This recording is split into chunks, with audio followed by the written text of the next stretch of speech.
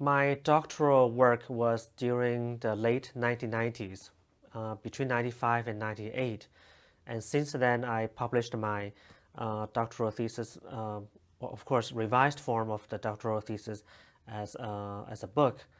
But later on, I reflected on the ways in which scholars approached Chinese religions and found that it's really um, often not helpful to look at Chinese religion as Taoism, Buddhism, and Confucianism, Islam, and Christianity, because when you really look at how people do religion on the ground at the grassroots level in their everyday life, they might be praying, they might be going to the temple to draw divination a lot, they might be participating in temple festivals, they might be reading a sutra, all those kind of different, a very wide variety of doing religion made me think maybe we should look at religion that we traditionally have been doing, looking at them as discrete traditions, because these discrete traditions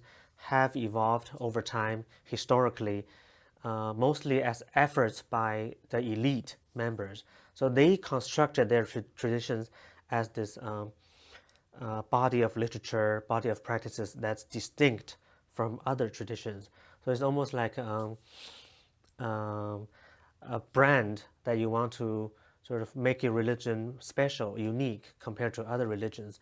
But for a lot of, or most people who practice religion, they don't really care that much, or at least uh, we know that most Chinese people historically, they didn't really care that much about what affiliation they had with which religion, right?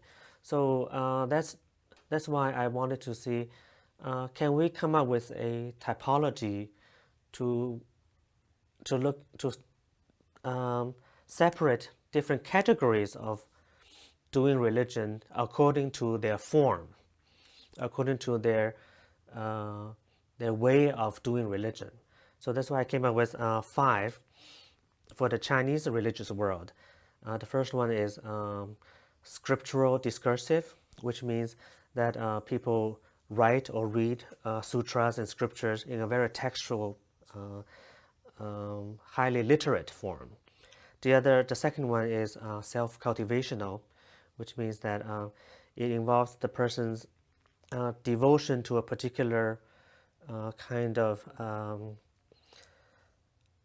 idiom that the focus of which is to cultivate their self, their personhood, or their religiosity in a very focused way.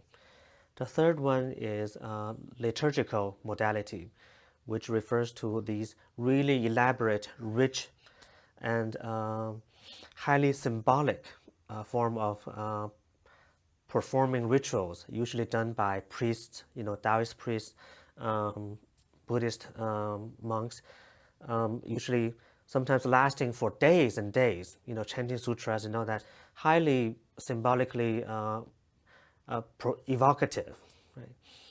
And the fourth modality is what I call immediate practical, meaning you do some, you perform some religious act, and the result is usually quite immediate and quick. So, for example, you have a problem. Say, I want to know if I will get a promotion or not.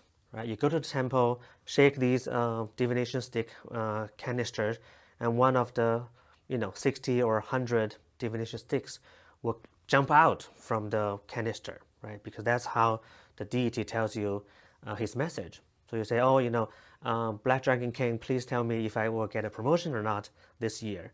So you shake, and then the canister, the stick comes out. And then you get a number, right? Say number 33. You go to the back of the temple and then say, ask for number 33 divination poem. And then the person will say, okay, this is the sheet of divination poem that you should consult. And then this is the message from the Black Dragon King. Of course, it will not say, immediately or explicitly that you will get a promotion or not, but rather in some poetic, evocative, but sort of roundabout way. So it's up to you and maybe a specialist to interpret the message in the divination poem. So it's relatively simple procedure, very quick response, and therefore it's immediate, practical. And the final and the fifth modality is called relational, meaning or referring to practices that involve networking between co-religionists, or say, for example, temple festivals, right? When tens of thousands of worshippers gather in one space at a certain time during the year and celebrate the birthday of the temple deity, say Black Dragon King, fertility goddess, or Buddha's birthday. And that kind of atmosphere, they co-produce and sort of take in, the hustle bustle. In Chinese, we call it 热闹 or 红火, right? Red hot sociality. And that, you can't really describe it as strictly religious, but it's definitely one of the most important things for Chinese believers of any religion, because they value this kind of connectivity, this kind of sociality. So that's how I come up with 5. There might be more if you want to sort of divide them into finer categories, but I feel it's an important way to look at Chinese religious practices in a new light, different from the way we traditionally looked at Chinese religions.